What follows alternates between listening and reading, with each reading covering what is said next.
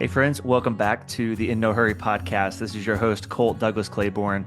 Excited to be back with you this week for another episode. And I'm excited to introduce you to another friend of mine who I have met on Substack. His name is Christopher Lind.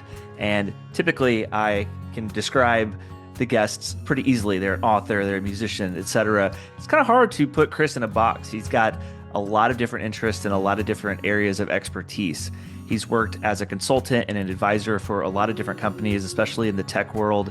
And he and I have connected in the Christian writing space, Christian creativity space on Substack. And a lot of our conversations have been about the ethics of AI. And I have found Chris's takes to be really refreshing and ones that I find theologically sound and also ones that I agree with. And as you're aware, the conversation about where does AI fit in with fill in the blank is everywhere. And one of the trickiest conversations is where it fits in the realm of Christian creativity.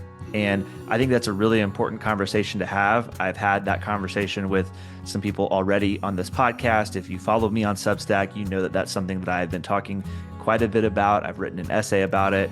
And I really think that it requires a very serious approach and a very serious dialogue about where do we fit this in with our theology, with our Christian ethics, and then especially with our creativity. And so that's largely what this conversation with Chris is about today. So thanks for tuning in. Hope you enjoy this conversation with my friend, Christopher Lind. Chris, welcome to the show. You and I have gotten to know each other for the last, several months on Substack.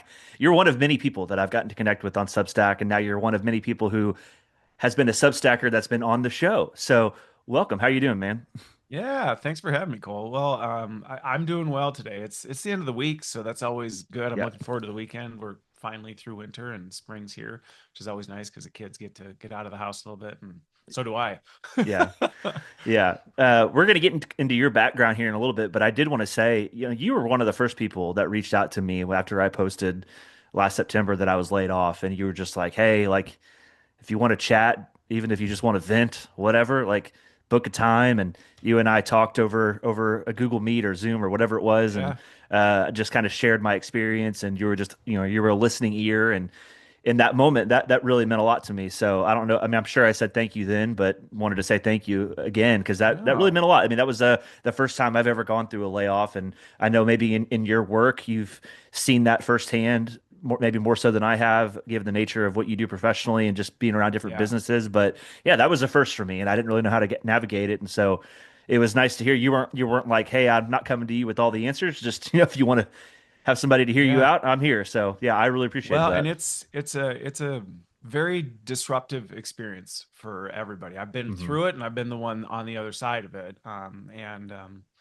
Yeah, it's hard, and so I also was rejoicing and celebrating with you when you landed something too. So I know that it's great to see it come full cycle. Yeah. Yeah. I didn't know at that time, just how long that process was going to take. I honestly thought that I would find another job pretty quickly because I just had never experienced the job market like it is now. And I had so much experience. I was just coming off of working for a national news outlet. And so I thought, surely I'll land something quickly. And Yeah, 5.5 months went by before I got a call out of the blue from a connection that I had from college, actually, that owns a marketing agency. And she was like, hey, we're in need of somebody with some writing skills. Are you interested? And so, very grateful that I had that come through. Otherwise, I mean, there were some jobs that I applied for back then that I still haven't even heard from. So, oh, I that's the know the case. It's market just a right lot now of, is, I mean, it's never good. I remember when I was in my early 20s, I lived out of my car. I was homeless like for oh a bit gosh. and was looking for a job. So it's not that the market's always been, great, but this market in particular is really Yeah. tough. Yeah. Well, I know a lot of what we're going to talk about today is AI and sort of the ethics of it, but I'd love for you to kind of share, I guess, what you were sharing with me before we Sure. recorded, just about your career background, what you do. You've got a pretty unique, I guess, resume where you've been in a lot of different areas, and you were saying you wanted to Yeah. go to MIT to, I guess, to be a software engineer, and you're doing other stuff and working with companies, advising them on AI products, which obviously is a big thing. And I've written a lot about AI. I've talked a lot about AI and the ethics of it, especially from a Christian creative standpoint. And so that's Yeah, kind of where I find you and I to have a lot of shared thoughts and perspectives. But yeah, I'd love for you yep, to fill the listeners in just to have some context on your sure. background and how it has led to you where you are now. Yeah, I mean, so I did. Everybody, I was the kid in the 90s that was a total geek, and I loved computers. And so everybody's like, "Oh, you got to go to school to do this," because I was, doing all sorts of crazy things with computers then. And so I thought, sure, whatever, why not? I guess they're kind of fun. And so I did. I was in a 3-2 program. I was going to go off to MIT and, do whatever that was, software engineering. And I got into it and I just went, this isn't a good, like, I don't know what, but it's not the right fit. Like, I really like this, but this isn't quite what I expected. And literally nobody knew what to do with me. They're like, okay. And I'm like, I like tech, but I really am passionate about people. And, I think well-intentioned people were like, perfect. You know what you should do? You should be a middle school teacher. And I went, wow, okay, that's a jarring shift. But like, what do I know? I'm, 18 years old or 19. And so I'm like, all right, fine. So I did. I went into middle school education and cognitive psychology, and I studied, how the brain works, how people develop, the way middle schoolers think, and so As I was developed gonna as their do brains that. can be. Yeah, I know they're very 6'7". Yeah. And so and so I did that, and I was like, this isn't really it either, because I hated the academic system. Hmm. I'm like, this is not how people learn. I knew that from my own experience. And so I hated that. And Hmm. so then they really didn't know what to do with me. They're like, well, finish your degree and figure it out. And so I did, and I stayed in education for a little bit. And then I didn't know what to do. I went, I took a job with Camel cigarettes because I was just like, I don't No. know, I'm broke, and it comes with a company car and a gas card, so and cool swag, I got cool Camel merch. Um, and so I just kind of did my thing, and then one day the leader at Camel called and goes, "What are you doing?" And I remember being like, "Oh," and they said, I'm like, "Oh, I don't know why." And they said, "Your whole like division is doing better since you joined." And I explained, I'm like, "Well, I started a mastermind group and I built some digital tools to pull us together, and I optimized everybody's, systems for how we work." And they're like, "Huh? Like, really? You did?" And I was like, "Yeah, why wouldn't I?" And so they asked if I could help do that more, and I was like, sure, yeah, I guess. And that's when I realized, like, whoa, this is what I love figuring out really complex problems that deal with people but require technology that help companies perform. Yeah. And so then they labeled that training, and I thought, okay, if that's what you want to call me, I guess that's fine. And so then I had this really quirky career that on paper looks like nice and clean. You're like, oh, and you just moved right up all the way to the C-suite. And it's like, sort of, but not really. I was always the person that companies called that said, we have really impossible challenges. We know we need to do more with technology to solve them, but we know we can't do it without people. So Mhm. can you help? And so I did for basically my whole career. But I've been around the AI space for a long time, long before it was cool to be an AI. Yeah. And so it was interesting watching this develop. And in 2017, when neural networks really started taking off, I went, "Oh, we're coming out of this AI winter soon, and we are not ready for it." And so when ChatGPT hit in 2024, I went, "Oh." So when my position was eliminated, I got laid off. That's where I'm like, "Well, God, what would you have me do?" And he didn't really give me an answer, but I knew Yeah. that there were things that I could do with the skills. And I think in the Book of Esther, for you were made for such a time as this, I was like, well, I guess that's what I'll do. And so that's when I really started leaning into not only helping the tech companies, even some of these AI companies building the AI, understand the implications of what they're doing and how to think about this and care about the people that are adopting this technology while also working with people and companies who are now going, we're supposed to AI. And you're Yeah. like, well, that's not a thing. So like, let's talk about what that looks like. And so, yeah, it's a wild ride. It's a wild ride. Yeah. I don't know that we'll be able to discuss all the aspects of AI that I'd love to in this, hour or so that we're talking. Because there's so much of it. Of course, where I've spent a lot of time talking and maybe where you and I have intersected in sort of the Venn diagram of this is, on Substack about sort of the Christian approach when it comes to AI and doing it Yeah. ethically. And my biggest contention, I wrote an essay about this. I talked a lot about this, is that you have some people on here that are writing their Christian content with generative AI and they're not being honest about it. And that's sort of my biggest contention, is the deceptive part of it. There's a lot of different schools of thought as it relates to this. Some people don't see an issue with that. Some people think, oh, if your heart is behind it, then that's all that matters. Whereas I'm such a writing purist that I'm like, no, like writing is the craft. I don't know why you'd sign up to be on a site where writing is the primary mode of communication if you don't plan to do any of the writing. And so Yeah. that's sort of where I've had an issue. And I have seen some big accounts that have gotten popular when it's very clear that a lot of their stuff is AI generated. We've seen a Yeah. lot of people using AI generated art for their essay artwork or just all kinds of stuff. And so Yep. you call yourself sort of an AI ethicist, and your faith informs a lot of how you It does. view a lot of this. So I guess first, where did your faith come into your approach? Like, when did your relationship with God start? And how did it lead to where Yes. it is now? So What's your so I testimony, have I guess? yeah, so I've got a really wild Okay. testimony. So that would be a whole nother podcast. I actually Yeah. shared it with Sean McDowell, if people want to know. But I came from a really dark, traumatic background. Okay. But I had a radical experience in my teenage years where God showed up, and I'm like, I don't know what this is, but I'm in. Like I don't know what it is, but I'm all in. And then I was very confused because I ended up in Christian culture. The best I can describe is American Christian culture, and Yeah. was told like this is the thing. And it wasn't. It was just the dark, traumatic stuff I'd been through with a different set of lipstick. And I was like, I can't, I don't know how to make sense of this. And so I kind of like went through a major spiral. I actually almost took my own life. Oh, It was wow. within milliseconds of it, just because I was like, this doesn't make sense. Like I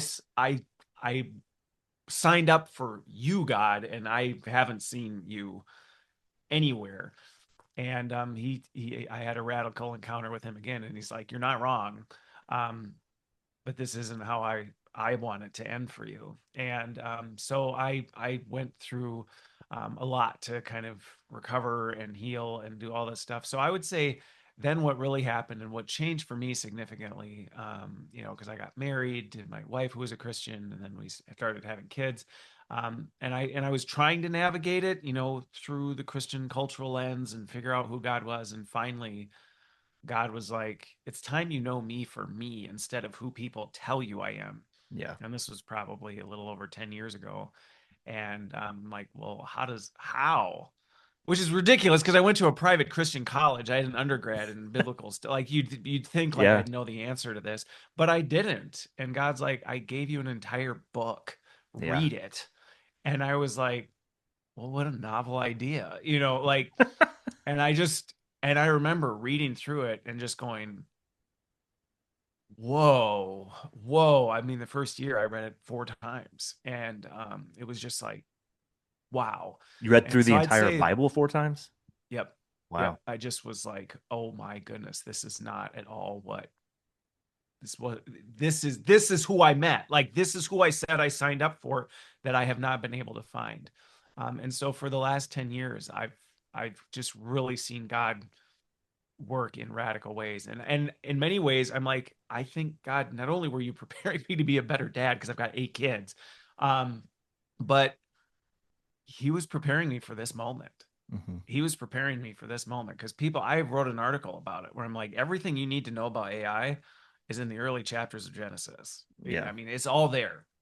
Yeah. So you can study that. You will learn all the patterns. You will learn all the tricks. You will learn all the things. Doesn't mean you'll understand how to, you can't go learn how to write an AI algorithm from it. But if you want to know how to navigate it, go read Genesis 1 through 11, and just really study it. And you'll go, oh, this is what's going on right now. It's like, yeah, yeah. Solomon wasn't lying when he said there's nothing new under the sun. Yeah. Yeah. That's great. I just find like, there's ways that like in my day job and in my new job, the marketing job, we use AI quite a bit. And for me, I Yeah, don't really have I don't have ethical issues with that. It's really like for me, and if you disagree, I mean, feel free, we can have a discussion. But like sure.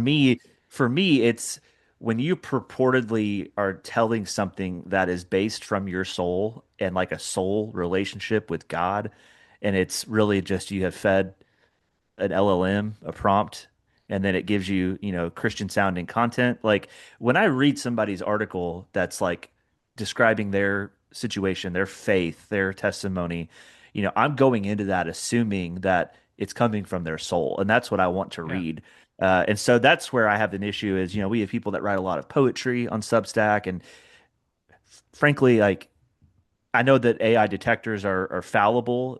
There's times where it's like I've ran work through it and it's like 100% AI on a poem, and it's like, okay, I don't know if I don't know about, like I just don't know. Yeah. And so my take is ethically the issue is where you're purportedly telling something that's from your soul and it's a human element, but it's not Yep. human at all. And so I'd be curious kind of So where you land here's too. where I've landed with this, and I think this is kind of the challenge that everybody faces, is that everybody. So especially now, I joked when I did my first podcast of 2026. This is going to be the year of the AI hangover, Yeah. where like everybody's kind of waking up a little bit, like whoa, like little went a little too hard last night, Hmm. and we're a little delayed. I'll just say that. I was hoping we'd be sobering up a little more than we are. We're not there yet. Yeah. But the challenge I see is as people are starting to draw their lines, everybody's line is how I use it's fine, how everybody else, how I see other people using it isn't. Yeah. That's almost always default. The Yeah. response is everybody's like, my use is fine. And then they have all these reasons why they're doing it's fine. But like I see these other people doing it, which happens to not be how I do it. And that is a Yeah. travesty on humanity. And Yeah. I'm always like, well, see, here's the thing. I go back, and this again, it's rooted in Genesis 3. God told us to rule over his creation, which to me is human agency.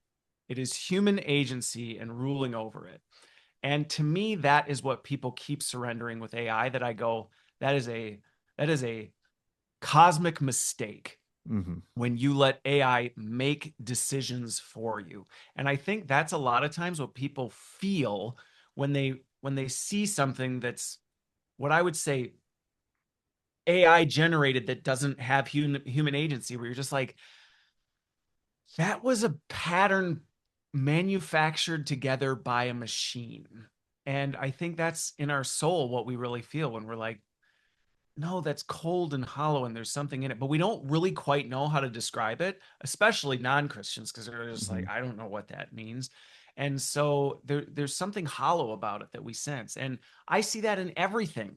I see that in companies that are automating business processes where you go, well, what's the big deal? That's a business process. Well, it's a big deal when you're on the customer end of it and you're going, the essence of what I encounter with your company is missing, type of a thing. And I think that's where I look a lot to like what Paul says, where he's like, look, I mean, you're free to rule over uh, how it makes sense. But I think when we start sacrificing our agency, that's a real problem. And the reason I have some complex views when it comes to some of the creative stuff is I've seen people who have real cognitive disorders who have struggled with expressing themselves in Hmm. words Yeah. for a long time, but they're brilliant. Yeah. They just don't know how to unpack it.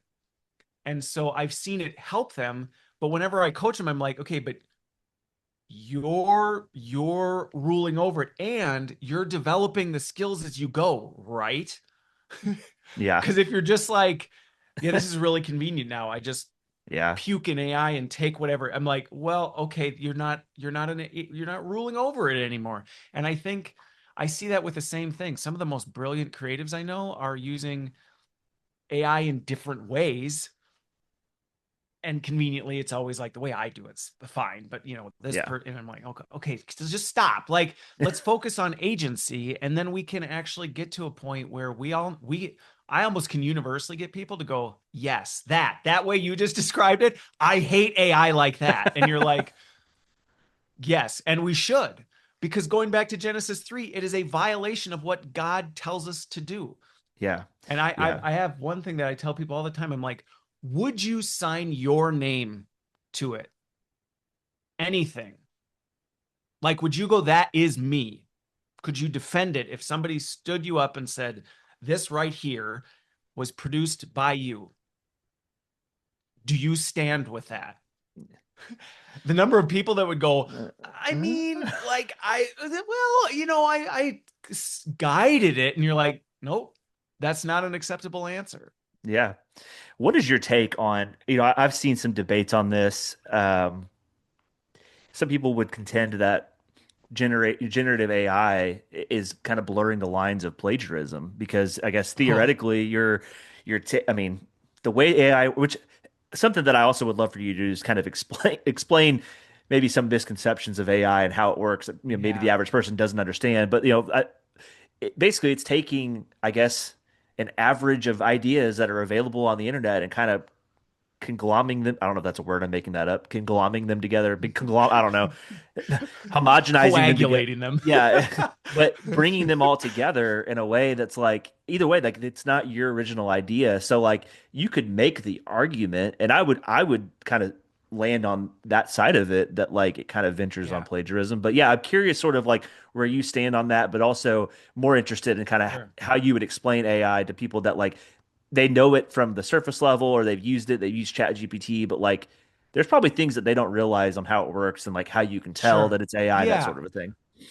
So, couple things, because there's multiple angles that we can talk about. There's Yeah. the actual how the AI was trained, which that's a separate Yeah. thing than how people you're using it. Um, but I think in general, here's the one thing I try and challenge people to recognize first is we as humans tend to think very highly of ourselves, and we think we're just like complete. It's where when people use the word free will, I'm like, free will implies you're doing everything in a vacuum. Like, you're influenced by what you ate for breakfast, or how Yeah. hungry you are, or the way you engaged with your wife before you went off to work. Like, we're influenced by other things. And Yeah. so even sometimes our spark of, I have a brilliant idea, you're like, yeah, but like, was your brilliant idea inspired because you listened to a song that then made you think of a thing? Like, we got to recognize, like, we aren't just these massive sparks of creativity that come out of nowhere. Right. Which I think that's where you're like, okay, so is AI just truly plagiarizing? Well, by that definition, then we're all plagiarizing in everything we do, Yeah. because we're all basically a collective experience. And so sometimes people are like, yeah, well, and I go, then, but that's where this gets into the way the machines work. And one thing I hate is that these AI companies literally stole everyone's creative work. Yeah. And to me, I'm like, that was wrong. And you Yeah. can't go, oops, well, we already did it. So, like, nothing we can do about it. And I've heard people use the argument, well, isn't everything a collective of people's stuff that shapes what they do? And I go, right. But I'm guessing if you're a musician and your music is inspired by something, I would bet you bought some of those albums. I Yeah. would bet you bought tickets to go listen to them. I know that they got income from the radio stations that played their music that you listened to it on. So you didn't just go into their house, steal all their stuff, and then go, Yeah. you know what I was influenced by? This. And it's like, no, you mean you robbed them. That's what you Yes. did. And that to me makes me very angry with the AI companies, because I'm like, you literally, and you didn't even go, well, hey man, we just took the stuff that was freely available. No, first of all, one, the laws weren't designed for machines that could scrape literally every piece of digital content ever created in all of human history. So let's not pretend like the laws were designed for this kind of thing. But two, No, you didn't. You Yeah. literally stole proprietary work, and we know it. So I have a big issue with that. And I think that adds to the complexity of it because it's like, well, yeah, basically you stole from creatives and now you're trying to sell them back a subscription to a tool to help them be inspired by their own stuff. And it's like, what? You stole my sheet music? Now you're selling me a CD of inspirational tunes that's Based on based my on my stuff? Like, it's a Ponzi scheme. And that makes me angry on a very like fundamental level. But the way it works, and I think this is where people don't always understand it, is AI is like a giant mathematical blender. It just scoops up all this stuff. And I think one of the things that people also don't realize, it scoops everything up, it just jumbles it together, and then it looks for patterns that it thinks make sense, and then it's actually cosmically terrible at it. But then people, it's human trained. People go, nope, that's garbage. That's garbage. That's good. That's garbage. That's garbage. And that's another conversation because you want to talk about modern slavery, how that was done. Like, so not only did they steal everybody's creative work, then they used modern slaves to train this stuff. Jeez. Then they send it back to us. And so what you're getting is basically a repackaged version of what it thinks you want. And people think it's brilliant. And it's like, well, I mean, it's just learning what it thinks you want. Then it's looking across all this data, throwing it in a blender and reforming it in a way it thinks you'll accept. And that's also extremely deceptive to people because people are like, nah, no, it challenges me. It doesn't do what I want. And I'm like, let me see your prompt. And Yeah. I'll look at the prompt. I'll be like, it's just way better at reading you than you realize it does. And it picks up on every little nuance and can tell, oh, you want me to argue with you. Like, oh, you want me to do this. And so that's where, is it plagiarism? It's plagiarism if you copy somebody's work, put it in and go, can you reword this Yeah. so it's not plagiarism? Maybe flare it up a little bit, put it in my voice. Really? Yeah. If you went and stole somebody's music and then retitled the song, but had the same key and it went up a key, maybe changed a few notes, we're like, what? It's different technically. And you're like, Yeah. you liar. It's like But whenever I again, was if you put somebody on a trial and said, so you're going to tell me this is your creative work, yeah. that person would have to go, I plead the fifth. Yeah. I Yeah. plead the fifth type of a thing. It's like, well, there you go. You Yeah. you surrendered your human agency. Yeah. It's like when I was an English teacher, a high school English teacher, I'd grade, people's papers and you could tell that they would try to change a few words here or there to avoid plagiarism. And it's like, that's not really how that works, but nice try Right. though. Like I appreciate your effort to at Right, least right. not just blatantly turn it in as it Well, and I think was, from but a biblical worldview, we do this. The Bible tells us we do this all the time. We try and go as like close to the yeah. line as we humanly can, and then go, technically, every third word's different. So technically, it doesn't meet the definition of plagiarism. And you're like, really? This is Yeah. how we're going to play? If I were Jesus, I'd be going, I know you have heard it said plagiarism is every third word, but I say to you, I say to you that it's the heart and the intention and yeah, yeah. yeah. Yeah. I say, I see you ripping off people's work and repackaging it as your own. Yeah. And I think like where I stand, because I, a lot of us, even if you don't use AI, like it's just pretty easy to tell what sounds like AI writing. Um, I'm sure that you're pretty well versed whenever you read something, you can tell if it's generated by AI. And I think there are genuinely people that just think the general public is oblivious to it and they think they can just I mean I've seen this on Substack like they'll pass off something like there's people that are just every day publishing massively long notes, massively in-depth, seemingly in-depth essays and it's like nobody has the time nor the brain power to do that every day. Right. You're clearly using AI and they just Yes. think people won't notice. They think that and to their credit, there are a lot of people in the Christian corner of Substack that indeed have proven to be pretty oblivious to this. And Yeah. that has been frustrating to me because my whole thing is like, we need to be better critical thinkers as a society. And I think Yep. using AI to this degree is making us less, making us weaker in terms of critical Yeah. thinking. Yeah. And so that's kind of where I've been is like, we need to be more discerning as people. Uh, what would you I don't know really know how to ask this. Like you're probably able to tell like if you see a note or an essay, you're like, yeah, it's pretty much AI. The people that are doing that, also people that are reading that and not knowing otherwise, like how can we be better at discerning this? And the people that are trying to deceive others, Yeah. what word of caution would you offer?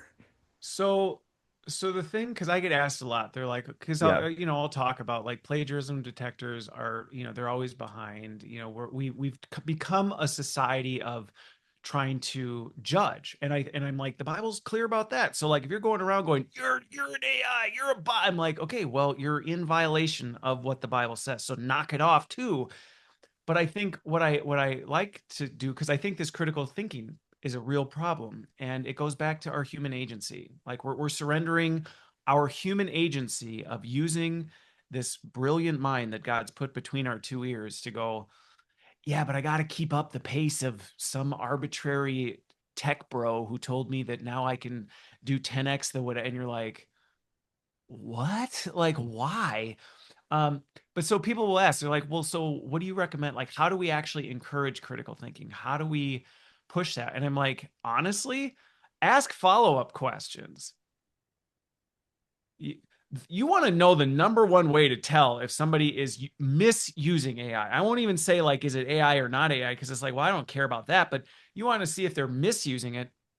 Ask a detailed follow-up question, and you Yeah. will very quickly tell, does this person are they passionate? Is this really them speaking to you? Or are you having a conversation with Claude? Yeah. It's like that's what you do, because you can see, and you can tell if they're answering you with AI, because you'll start to just see this infinite loop where it's like, you literally just parroted back to me what I said. But the thing is, and the reason I think it's so great is it forces you as the consumer to critically think, because it forces you to go, what am I really trying to understand from them based on this? Which that puts a burden on you to actually engage with another human being, to think critically, to actually empathize, try and understand what they're doing.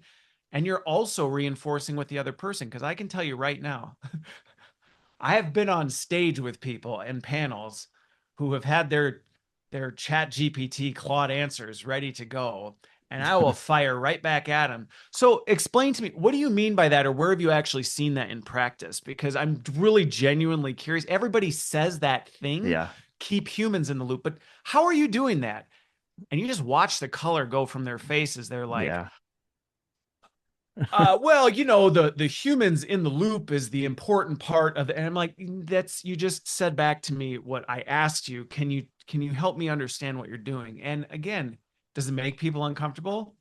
Yeah, but it doesn't take much for, if people start doing that on the regular, you'll watch people, they'll at least be a lot more thoughtful with what they do, because they don't want to get caught in a sense of like, not, oh, you used AI, but like, wow, I'm putting something out there that is uniquely me, and I don't really know what I'm talking about or what I'm saying. Yeah.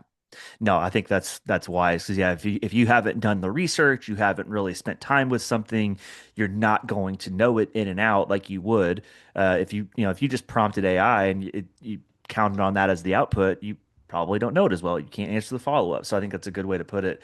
I think that I've Yeah. probably been guilty of landing sort of in the almost at times a little too aggressive in terms of going after people that I know are using AI. But like my contention is that I know there are people who are growing a massive platform on Substack or other places, and it's just so clear that they're using AI. And to me, that feels so deceptive and like cheating.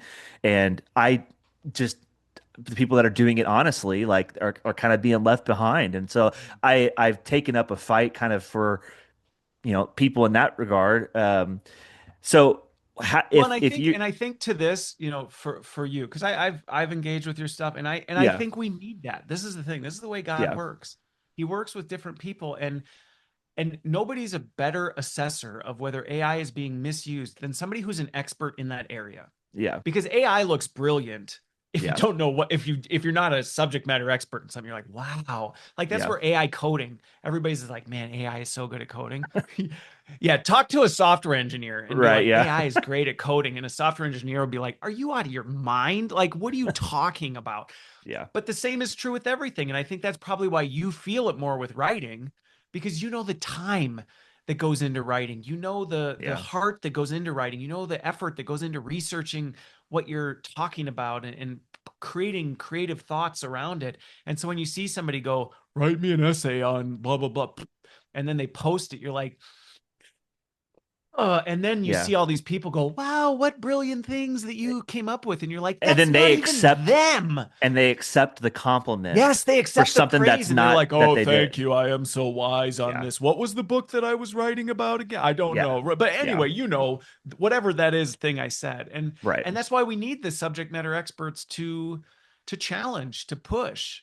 Because ultimately it does come back around. Here's what I can say in my professional sphere. Everybody that becomes over dependent and hands over their agency, eventually they're taking out payday loans when they're using AI inappropriately, and they may feel like they're winning. Um, yeah, but the mob sends the bouncers at some point, and it comes due, and they'll do more than break your kneecaps. And that's actually why I do so much of the work I do, is because I'm like, look, like I get the perceived high and the shortcuts and the hacks you think you're gaining off of this, but you are literally putting everything on a high interest credit card going, look what I can do, look what I can do, look what I can do, look what I can do. And I'm like, I'm telling you, this debt's going to come due at some point and you're not going to be able to pay it, even from a pace standpoint. Some of these people are setting expectations with AI that it's like, you do realize like what you're doing is not humanly sustainable, right? Hmm. Like you're going to collapse at the worst time possible. And you're going to just keep propping yourself up with AI to the point where you can't do it anymore. And so really my passion for it is I care deeply about people. And I'm like, you don't realize what you're doing to yourself, to your business, to your relationships, to your friendships, to all this stuff, all because, like Genesis 3, it looks good in your own eyes. So, Hmm. like, hey, and that's why we actually need each other. And that's why I actually value people, even if they may be a little more intense than I am on certain things, or, I'm like, good, good. We need those voices pushing so we can engage in this. We've, as a Yeah. society, have long lost our ability to engage in healthy discourse. Yeah. And I think in the Christian circle, a lot of people just naturally are more docile. They kind of take the approach of like, oh, I don't want any dissension within the body of Christ. And for me, like if somebody's clearly like I hate to put it this way, but like it's probably why a lot of issues in the church have persisted is because people are scared to speak up about them. And Yes. and I'm not saying that like AI use is on the same level as like a sexual sin in the church, but like there's times where things have gone on for years and people are scared to call it out. And can I prove that somebody is using AI unequivocally? No, but I have pretty strong suspicions. And yeah, I know that the AI detectors are not like infallible, but if you run somebody's almost entire catalog through multiple AI detectors and they all come back 90% AI or higher, that's a pretty good Yeah. indication. It's a And pretty good so indication. there are people that are pretty prominent. I'll just put it this way: there are people that are pretty prominent on Substack where that's been the case. Yep. Oh, And $100%. I'm not going through auditing everybody, but like if there's somebody who I've started to suspect, and I'm like they're probably not being honest about it, I've run my own audit reports on it, and it's like yeah, I think they're using AI. And Yep. so I've Yeah. lost respect for those people. And especially like you said, when they are like, oh, thank you for the compliments for this thing that I wrote. And it's like, you didn't really write that. So that's where my big contention If I is asked you like, what you mean by that, you couldn't even answer that question. the essay that I just published a week ago, I spent like 2 weeks at least researching for that and writing it. And it's like, that takes a long time for me to do really good work. I feel like is worthwhile for somebody to read. That everybody's work process is different, but like it takes me a while to do stuff like that. because I'm Yeah. doing it kind of in the margins, and I don't do Substack as my full-time job. So it's Yep. just people have wanted to automate lots of content, and so it's just easier to be like, hey, write me this little note, or write me this and that. Yep. What's a like my friend Lynn, she wrote a two-part essay about AI. The second one just came out today, but the first one, she showed basically what can happen when you prompt AI and how quickly you can get Christian sounding notes and content based on a certain topic, and you can Yeah. tell it to optimize it to go viral, and people have done that and it's worked. Yep. And so it's like, hey, if that works, why stop? That's kind of the thought process. Yeah. Right. Well, and again, this all goes back to the same pattern of sin that Yeah. we have had from the beginning, where we're like, and it always starts from a good place. I mean, that's what Satan knew when he, deceived Eve. Like, well, I mean, did God really say that? Like, surely you're not going to die, And so we're like, yeah, I mean, I'm creating Christian content. I want it to reach as many people as possible. And before you know it, you've spiraled. And I mean, this is a problem that I end up helping people try and untangle in more than just creativity. I mean, going back to a comment you made, like there's legitimate people who are falling in love with their agents who swore like Hmm.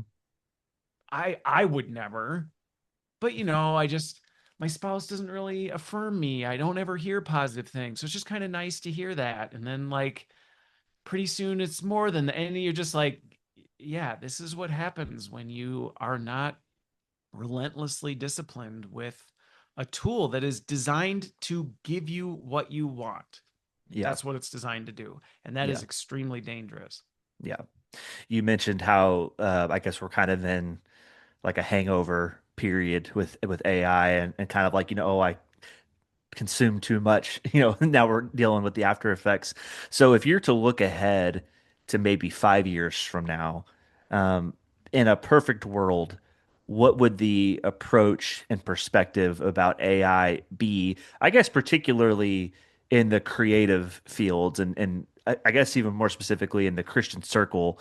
Just what would you like to see the discourse look like? What kind of wisdom do you hope people gain between now and maybe 5 years from now, or even sooner? Just kind of down the road. Yeah, well, we better start making some changes real quick because the Yeah. data is already coming out on the impact that this is having, and we are creating. I mean, when I say the debt's going to come due, I mean, you look at social media, it took us decades to figure out just how destructive it was. The fact Yeah. that we're only a couple years in and the data's like, emergency, emergency, pull up. And it's like, no, I think we're fine. Like, we're not fine.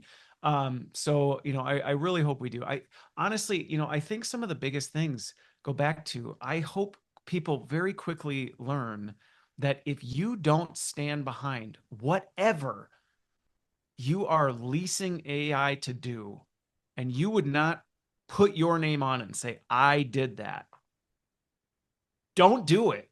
Yeah. Period. I mean, I work with small businesses that are like, I heard we could get agents and they could do all my marketing and all my what, and I'm like, unless you're going to stand behind every freaking email it sends out or every social media post it does, unless you're going to go, yep, that was me, you better not be doing it. And people are like, yeah, but then I'm not going to get these insane gains in productivity. And I'm like, Yeah.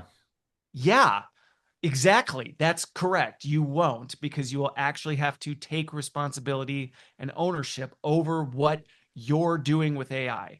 And that is what you should be doing. And that is what God has called you to as a ruler over his creation. You don't want to do it, then stay out of it.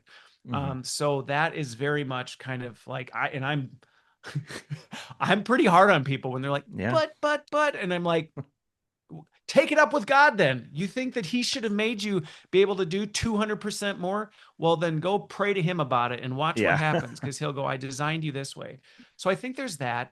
But I think it also goes back to, we are in a culture that is obsessed with speed and volume. We're just such a consumer based thing. And honestly, that's why you see these people who are like, I got to put out an 8-page essay and 37 notes every day. And you're like, why? Nobody's even reading that much stuff. Like, they Yeah. can't even consume it at that rate. What are you doing? And And so we just keep going and going and going instead of going, what if you focused on AI making you better Yeah. at something? Like, Yeah. how does it improve the quality of your work? How is it improving the quality of the way you spend your time? And not, now I don't do anything because my agents do everything. No, see, you violated rule one if you did that. Like, and I think if we could pick up on those two things and focus on, like, I mean, there's a reason God's like, I care about the heart. He's like, because that's quality. What's on the outside doesn't matter if the quality of what's on the inside isn't great. And I think we should have that same approach as we think about AI. If it's not improving the quality as God defines, shouldn't be doing it. Yeah. Shouldn't be doing it. Yeah, no, I think that's a great way to put it. I'll kind of the last question that I ask my guests is typically, when life's busy, what do you do to slow down? The name of the show is In No Hurry. I think a better way to ask that for this particular conversation, you just talked about how people are addicted to volume and output, and they think that their value, maybe even as a creative or a writer or whatever, is coming from their ability to output a bunch of content daily or weekly or whatever it is. Um, Yeah. what do you do personally, and what would be your advice to people that, I guess another way of asking is like, quality over quantity. That's kind of how I approach it. But Yeah. like people that are addicted to that sort of of an output cycle, how would you advise them based on your own Sure. personal approach to sort of just slow down and realize, one, like you said, maybe people aren't reading all that, and for me, it's like I'd rather read one really really good piece than a bunch of you know Junk. regurgitated nonsense from AI. Yeah, so that's I Yeah. guess a spin off of how I normally ask this Yeah, it's question. like But yeah, going from Ruth Chris to McDonald's. Like you yeah, can go to McDonald's, but like, yeah, or you can just take them out for a nice steak dinner. yeah. Um, So, I mean, and this is something I wrote. I actually wrote a book that I just never published called Relentless Intention, where Mm, this is a big part of the way I've learned that God's trained me to live my life. Because as you can imagine, 8 kids, corporate C-suite exec, content create, like I've got a lot of things mm-hmm. that I'm trying to man. My marriage is at the top of the list, like all these things. And one of the things that I encourage people and the people I coach all the time is because we've become obsessed with this excuse of busy, which to me, I'm like, Yeah, that's a cruise control excuse. yeah, It's I'm on cruise control and I'm busy. And again, we've given away our agency. We're doing without really thinking.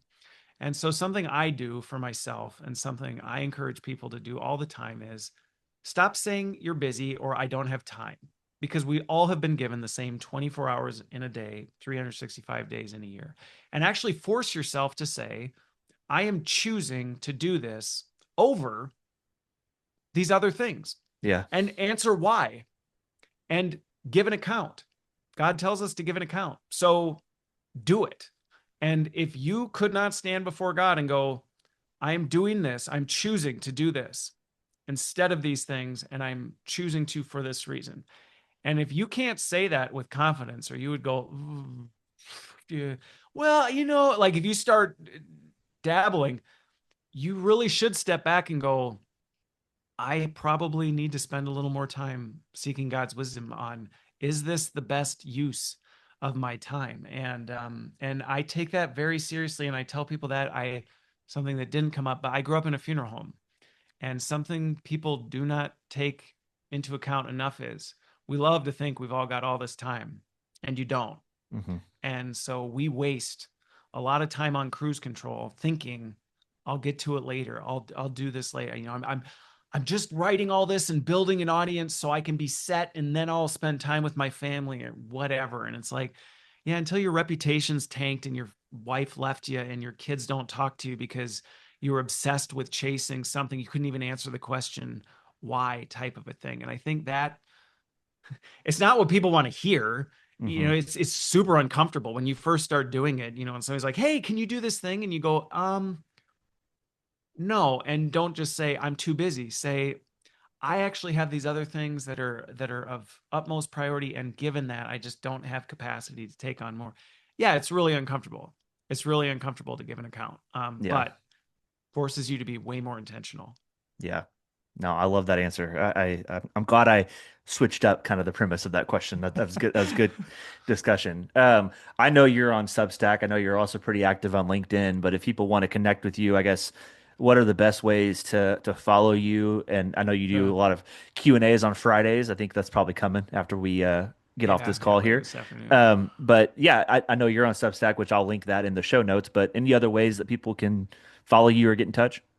One of the big reasons I created my website, in addition to the fact I was starting my own practice, was because people would ask that all the time. And I'm like, Yeah. well, if you like video, you can go to YouTube. If you like Yeah. audio, you can listen to this and that. And I eventually just was like, or I could create a web page that part Yeah. of the web page just says, here are the 4 channels that I do most of my creative work. So if you want Yeah. to go follow me, depending on, Yeah. what you're looking to find, this is where you can find me. So christopherlin.co is my website, and Okay. you'll scroll down and you'll see like he's here, he's here, he's here, he's here. Okay. We'll be sure to link that in the show notes as well. That book that you said you wrote and haven't published, I think might be time to look at getting that published. Sounds pretty interesting. Well, since you're an actual writer, maybe I'll send you the PDF. Okay.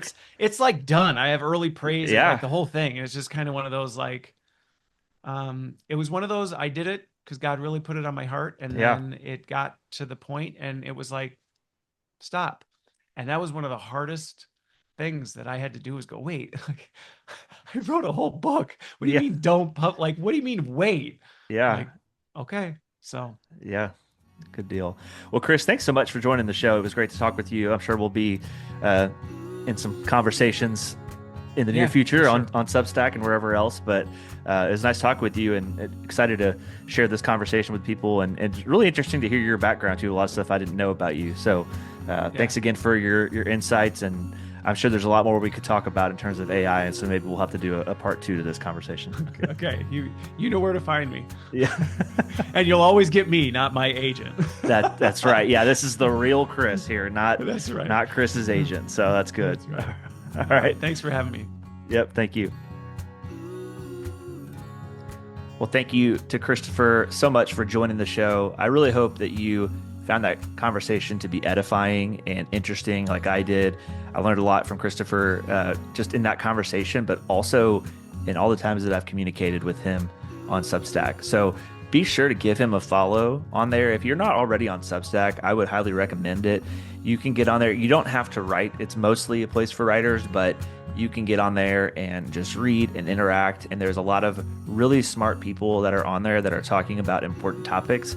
And Christopher is one of those people who I would suggest following because he's talking a lot about this particular issue of AI and the ethics around it and where it fits in with Christianity. So again, thank you so much for tuning into the show. I hope you guys find some time this week to relax and not be in a hurry, and we'll catch you next time.